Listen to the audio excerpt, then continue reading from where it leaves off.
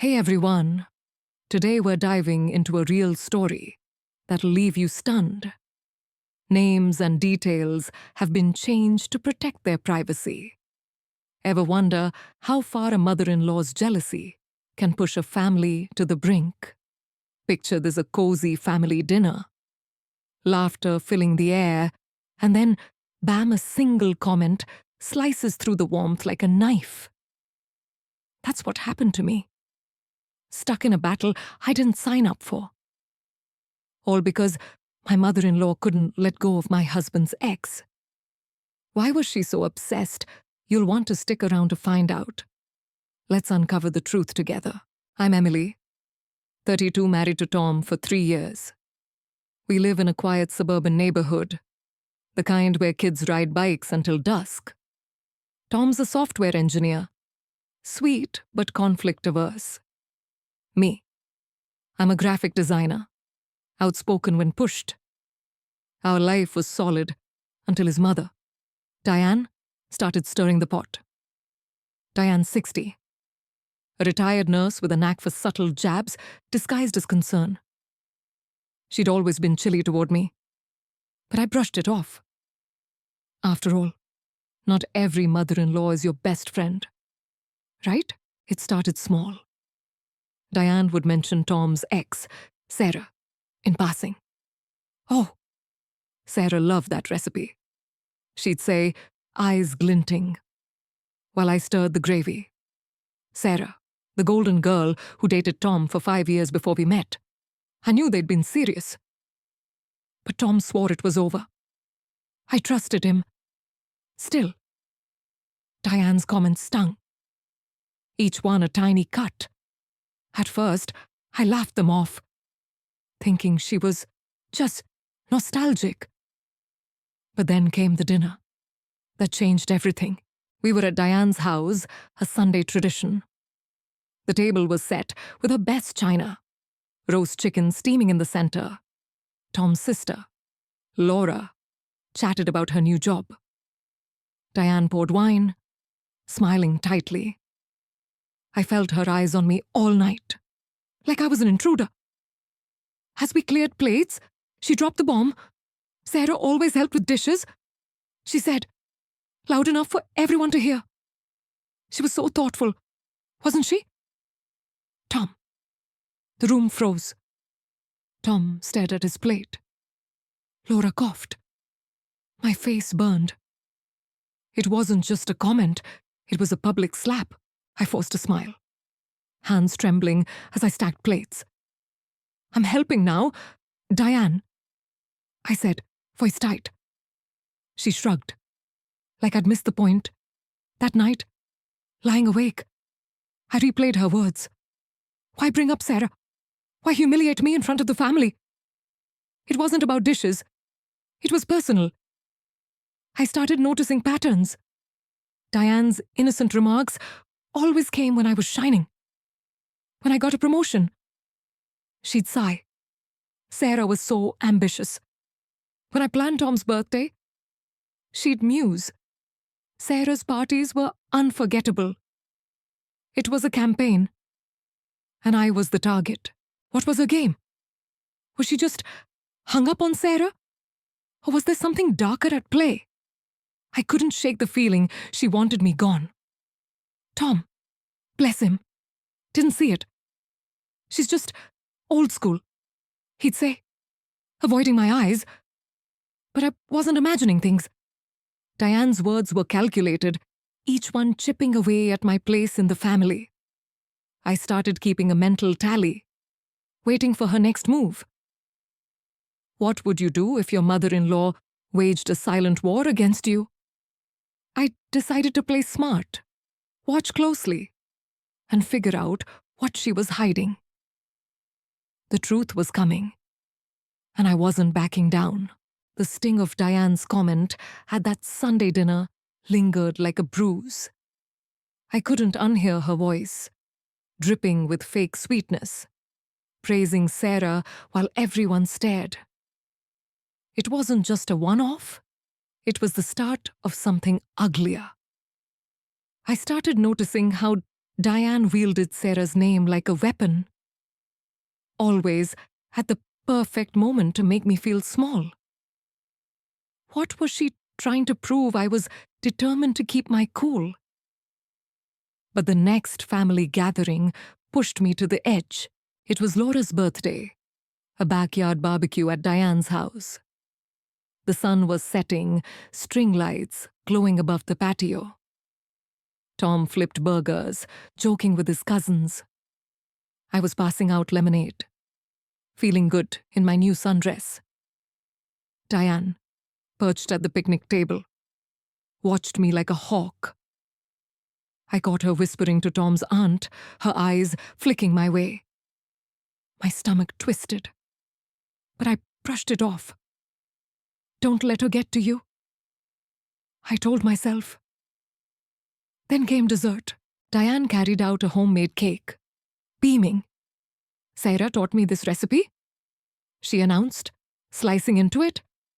She was a natural in the kitchen, always so generous with her time. The chatter died. Tom's cousins exchanged glances. Laura, cutting her own cake, froze mid-bite.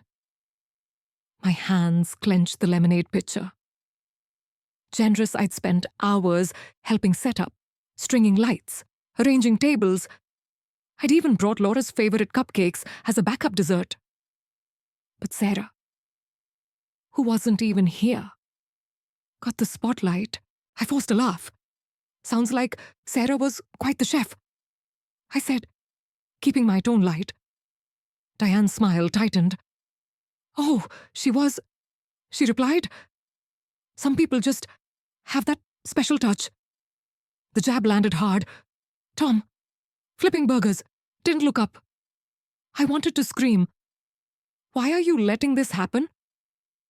But I swallowed it, pasting on a smile. Inside, I was seething. What would you do if someone kept rewriting your place in your own family? Later, as we cleaned up, Diane cornered me by the sink. You know, Emily, she said, scrubbing a plate. Sarah always knew how to make everyone feel included. Her voice was soft, but her eyes were sharp. I gripped a dish towel, my pulse racing. I'm doing my best. Diane, I said, meeting her gaze. She shrugged, like my effort was cute but inadequate. That's when I knew this wasn't about Sarah's cooking or her thoughtfulness. Diane was drawing a line, and I was on the wrong side, driving home. I vented to Tom. Your mom's obsessed with Sarah. It's not normal. He sighed, eyes on the road. She just misses how things were. Give her time. Time? It had been 3 years. I stared out the window, the streetlights blurring. Diane's praise for Sarah wasn't nostalgia. It was a power play. But why was she trying to drive a wedge between me and Tom? Or was it something deeper? Something about me she couldn't accept. That night, I lay awake, piecing it together. Diane's comments always came when I was at my best, happy, confident, part of the family. It was like she couldn't stand me thriving. I started replaying every interaction, searching for clues. Had I done something to make her hate me? Or was Sarah just a convenient ghost to haunt me with? One thing was clear. Diane wasn't going to stop. If I wanted answers, I'd have to dig deeper. What's the worst thing a mother-in-law has ever said to you? I was about to find out just how far Diane would go. Diane's constant comparisons to Sarah were no longer just annoying. They were a puzzle I needed to solve. Why was she so fixated on Tom's ex? I started paying closer attention, watching for clues in her words, her glances, even her silences. Something was off. And I was done playing the polite daughter-in-law. If Diane had a hidden motive, I was going to find it. What would you do if you suspected someone was trying to undermine your marriage? It was a rainy Saturday when I got my first real hint. Tom and I were at Diane's house, helping her sort through old boxes in the attic. She'd been complaining about clutter, and Tom, ever the dutiful son, volunteered us. I was knee-deep in dusty photo albums when I found a small, heart-shaped frame tucked inside a shoebox. The photo showed Sarah and Tom, arms around each other, grinning at some beach. Diane's handwriting on the back read, "Tom and Sarah, 2015, perfect together." My stomach dropped. Perfect together. Tom and I were married now. Why was she keeping this? I slipped the frame back, heart pounding. Diane was downstairs, humming in the kitchen. I glanced at Tom, who was sorting books, oblivious. Should I confront her? Not yet. I needed more. Over the next few weeks, I became a detective in my own life. Diane's comments about Sarah grew bolder. At a family brunch, she sighed over her coffee. Sarah always knew how to brighten a room. I caught Laura rolling her eyes, a small sign I wasn't imagining things. Later, I pulled Laura aside. "Does your mom talk about Sarah a lot?" I asked. Laura hesitated, then shrugged. "More than she should." "It's weird. Weird didn't cover it." I started noticing how Diane's praise for Sarah peaked when Tom was around. She'd mention Sarah's elegance or loyalty while looking at him, like she was planting seeds. Was she trying to make Tom doubt me? Or was it about control? Keeping her son tied to her vision of the past, I needed to know. One evening, I accidentally brought up Sarah while helping Diane garden. Tom mentioned Sarah loved roses. I lied, watching her face. Diane's spade froze mid-dig. "Did he?" she said, her voice tight. Sarah did have impeccable taste. Her eyes darted to me, searching. I smiled, playing dumb. Gotcha. That's when I realized Diane wasn't just nostalgic. She was strategic. Her comments weren't random. They were timed to unsettle me, to make me question my place. But why I dug deeper? Asking Tom casual questions about Sarah. He was reluctant, but admitted Sarah and Diane had been close. Almost like mother and daughter. Mom took the breakup hard, he said, rubbing his neck. She thought Sarah was the one. The one? The words hit like a punch. Did Diane think I was a mistake? Then came the real clue. At a cousin's baby shower, Diane left her phone on the table. I know, I shouldn't have looked, but I did. Her messages were open, and there it was a text to a friend, sent that morning. "Emily tries, but she's no Sarah." I wish Tom could see that. My blood ran cold. This wasn't just petty jabs. It was a mission. Diane wanted me out. Or at least diminished.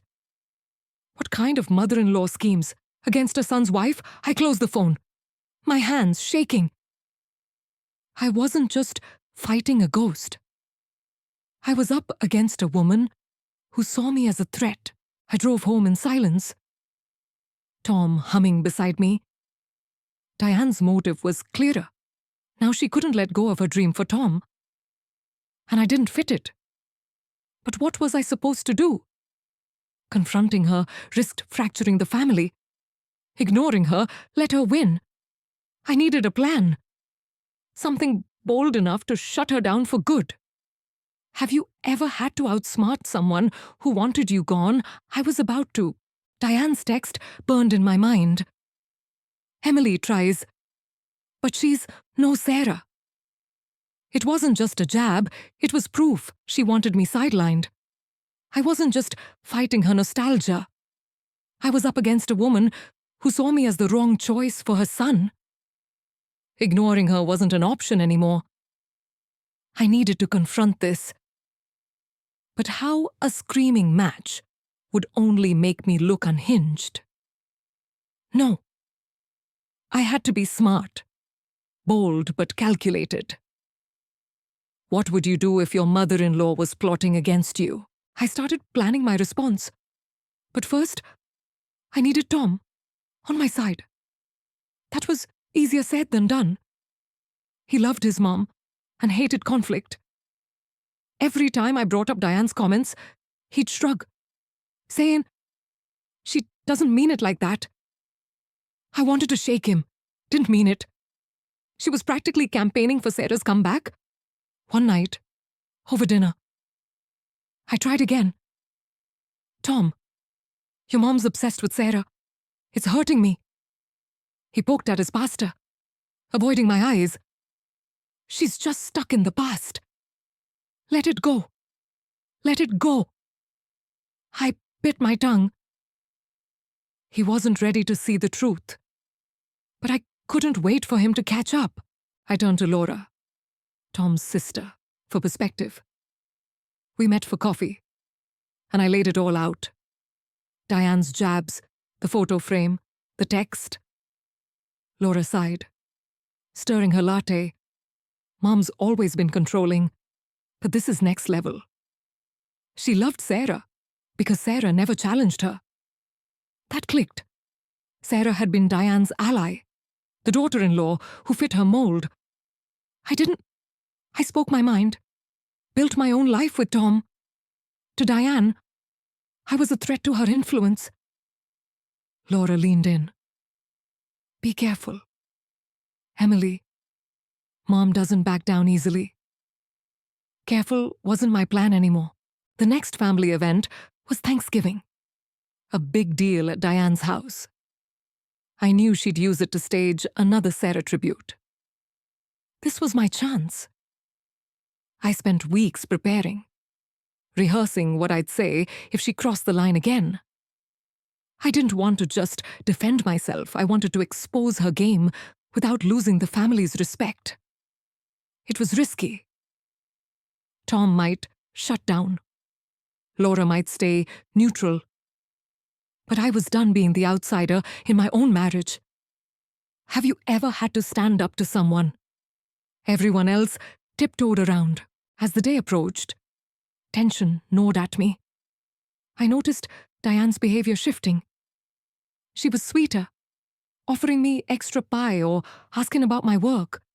It felt like a trap, a way to disarm me before her next move. At a pre-Thanksgiving dinner, she hugged me, saying, "You're so good for Tom." I froze, her perfume choking me. Good for Tom? Hours later, she accidentally mentioned Sarah's charity work.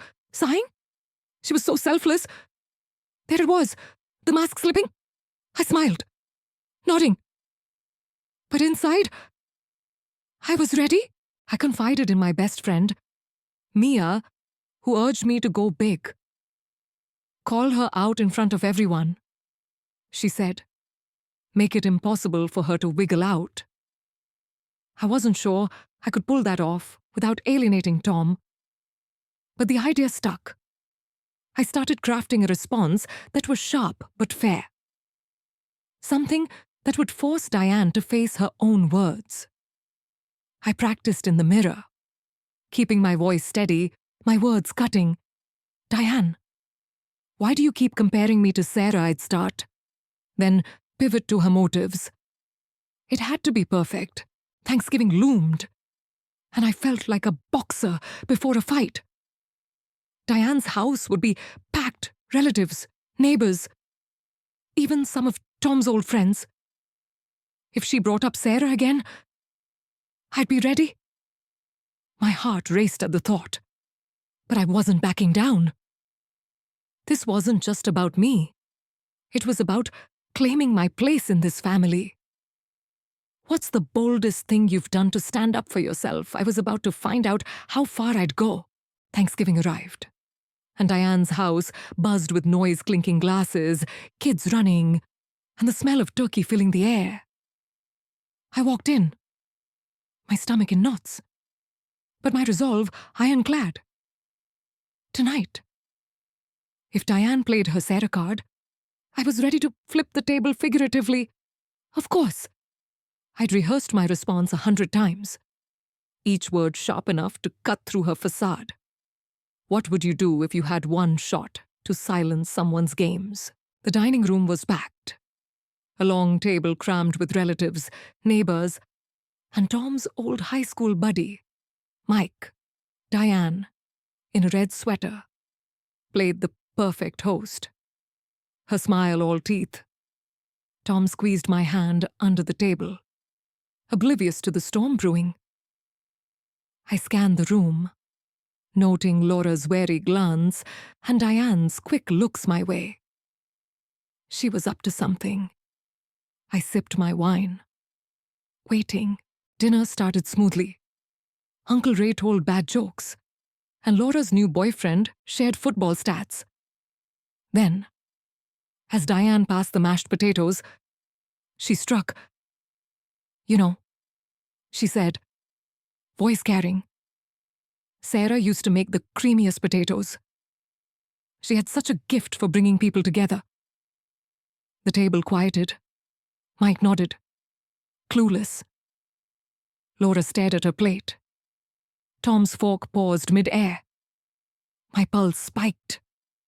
There it was, her favorite weapon. Sarah, wielded to dim my light. I could have let it slide. Smiled like always, but not tonight. I set my glass down, the clink loud in the silence. Diane, I said, my voice steady, but firm. Why do you keep comparing me to Sarah? Every head turned. Diane's smile froze, her eyes narrowing. I didn't stop. Every time we're together, you bring her up her recipes, her parties, her gifts.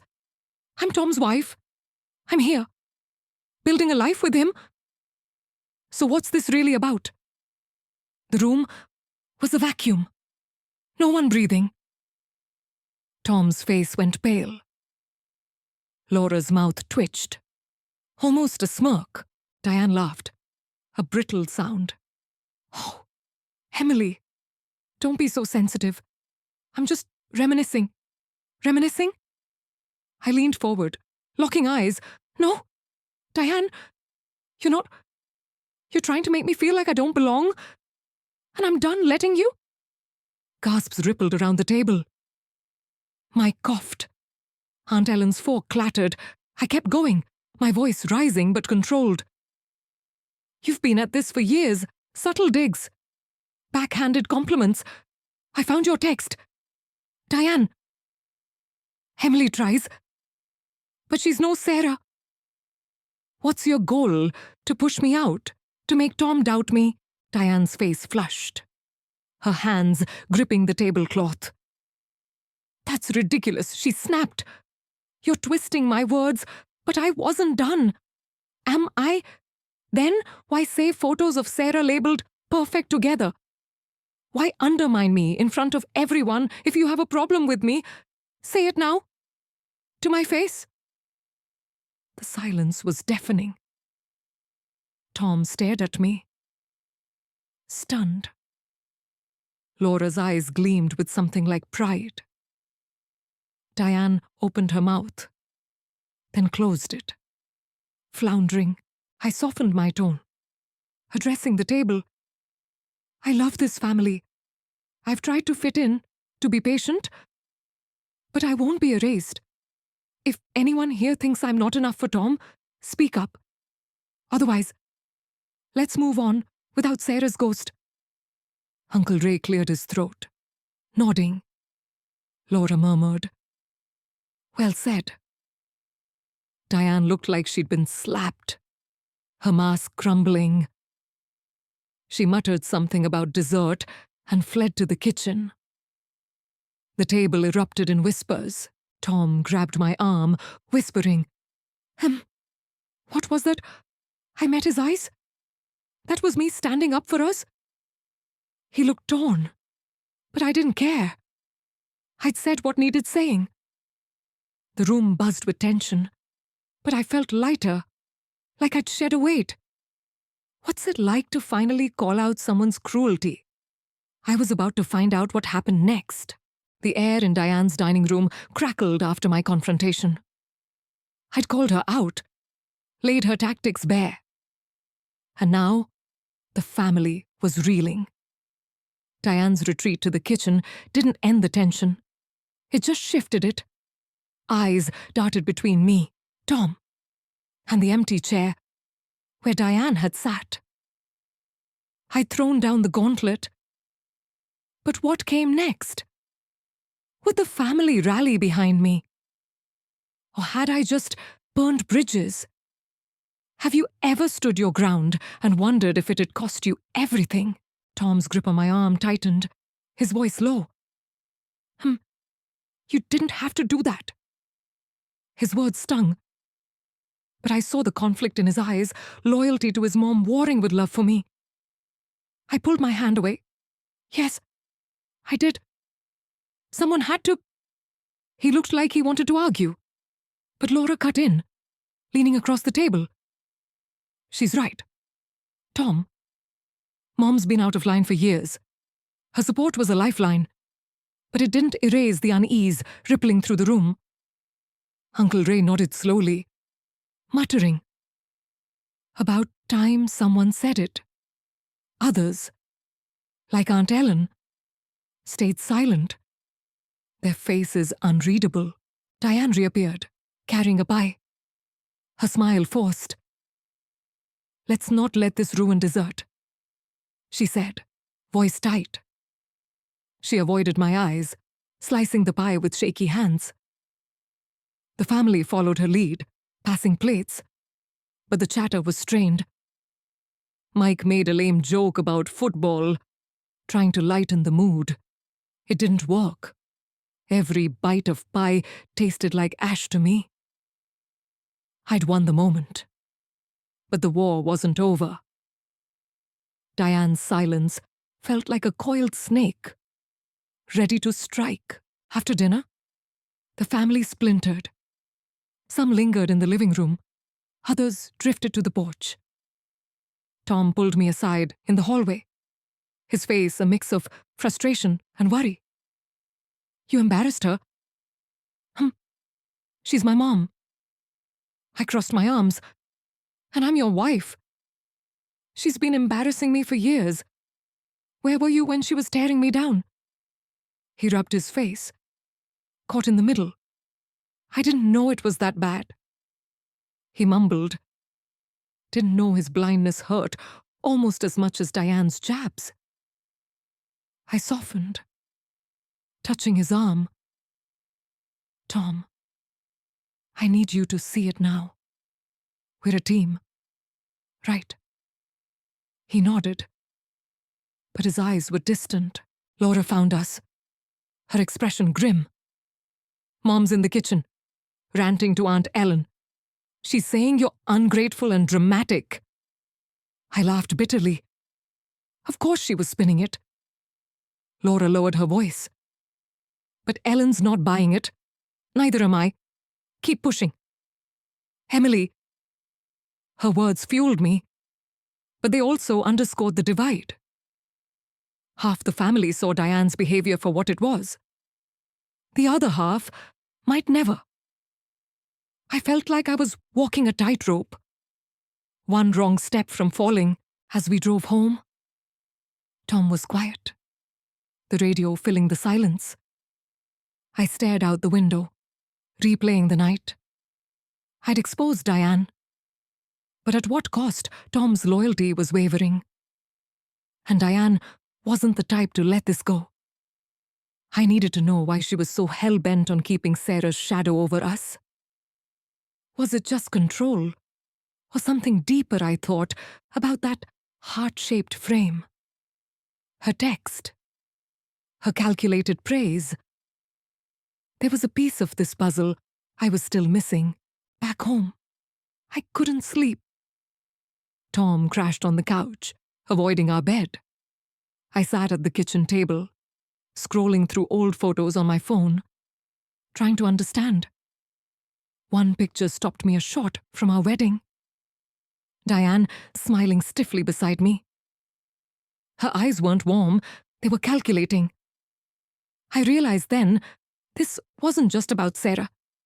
It was about Diane's need to hold on to power, to shape Tom's life. But what drove that need? What's the hardest family fight you've ever faced?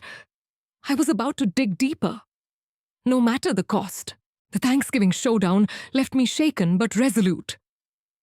I'd called Diane out, and though it felt good, the fallout was messy, Tom was distant, the family divided, and Diane's silence was louder than her jabs.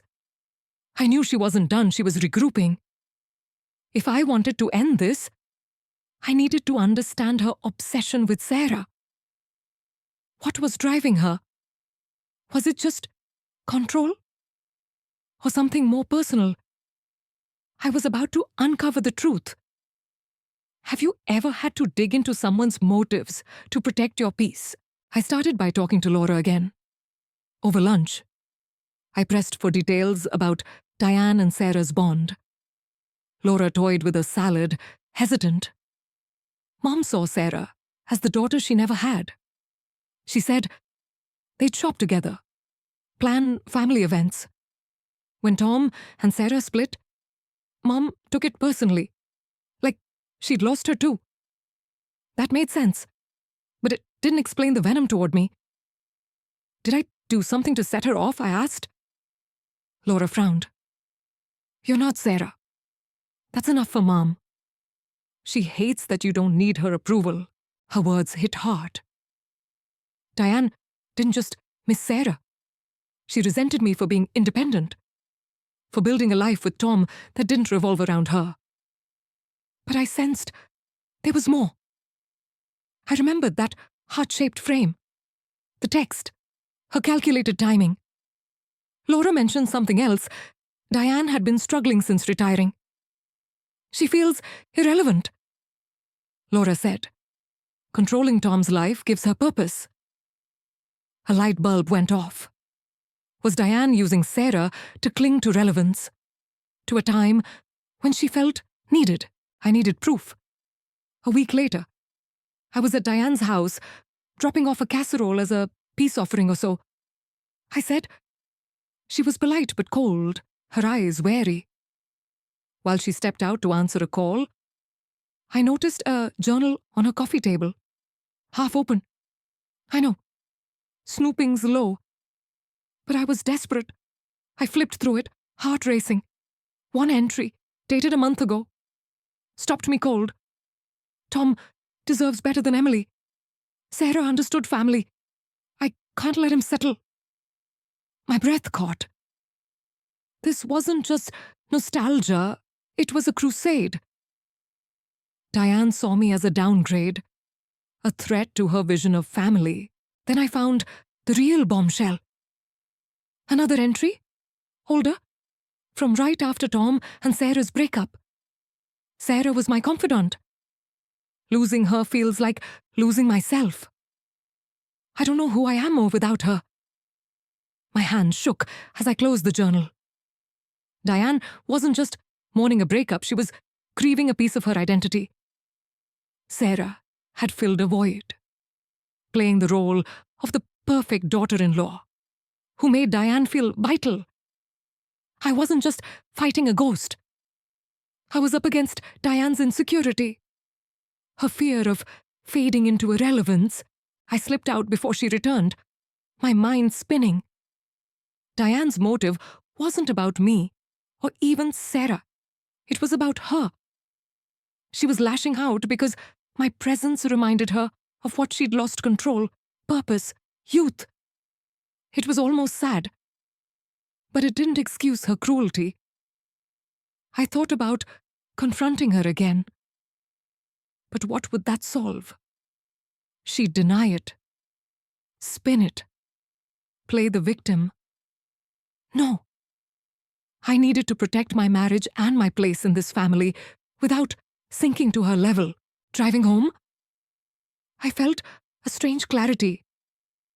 Diane's behavior wasn't my fault, but it was my problem.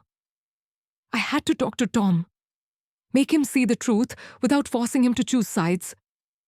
And I had to find a way to coexist with Diane. Not for her sake, but for mine. What's the deepest motive you've uncovered behind someone's actions?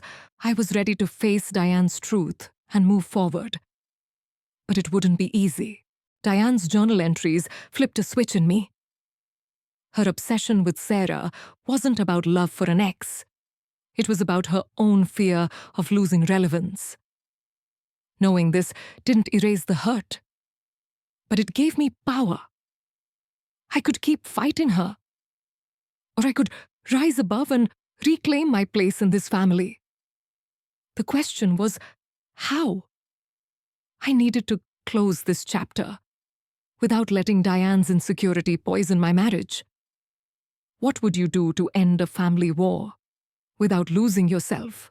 First, I had to talk to Tom. He'd been dodging the issue, but I couldn't let that slide. One evening, I sat him down. No distractions. Tom, your mom's been undermining me for years. I said, keeping my voice calm. I found her journal. She's not just missing Sarah, she's using her to push me out because she feels irrelevant. His eyes widened, but he didn't interrupt. I showed him a photo of the journal page I'd snapped, the one about him deserving better. He read it, jaw tight. I didn't know. He said finally, I should have stood up for you. Those words were a start. Tom agreed to talk to Diane with me, not to attack, but to set boundaries. We invited her over, my stomach churning as she sat across from us, her face a mask of polite confusion. Diane, I began. I know you loved Sarah. I get that losing her hurt, but comparing me to her isn't fair. It's hurting our family. Her lips pursed, but I kept going. I'm not Sarah, and I don't want to be. I'm Tom's wife, and I deserve respect. Tom nodded. Add in, Mom, we need this to stop. Emily's my future. Diane's eyes glistened, but she didn't argue. I didn't mean to hurt you, she said, voice small. I wasn't sure I believed her. But it was progress. Over the next few weeks, things shifted. Diane didn't bring up Sarah again, though her warmth toward me was still lukewarm. Tom stepped up, calling out her subtle digs before I had to. Laura, too, became an ally, inviting me to girls' nights to strengthen our bond. The family wasn't perfect, but the tension eased. I started to feel like I belonged. Not because Diane approved, but because I'd claimed my space. Have you ever had to demand your worth in a family? Reflecting on it now, I see the lesson: you can't control others' insecurities, but you can control how you respond. Diane's actions came from her pain, but they didn't define me. I chose to confront her, not with anger, but with truth, and it freed me. If you're facing a family conflict, don't shrink, speak up. You deserve to be seen. What's the biggest lesson you've learned from a family fight? Share below. And let's keep this conversation going. Hey everyone, this story was a wild ride. Right, I'm Emily, and I shared how my mother-in-law, Diane, compared me to my husband Tom's ex, Sarah, to undermine me. It started with subtle jabs at family gatherings, praising Sarah's cooking or charm, each one a dig at my place in the family. I uncovered Diane's motive, her fear of irrelevance after losing Sarah, who filled a void in her life. Her journal revealed she saw me as a threat to her control over Tom. At Thanksgiving, I confronted her publicly, exposing her tactics in a bold move that stunned everyone. The fallout was tense. Tom was torn, and the family split, but it forced change. Tom and I set boundaries with Diane, who backed off, though her warmth remained cautious. I learned to claim my worth, not by fighting Diane's pain, but by standing firm in my truth. This story's for anyone battling family drama. Don't let someone's insecurity dim your light. Speak up, set boundaries, and know you're enough. What's your take? Drop a comment, like, and subscribe for more real stories. Let's uncover more truths together.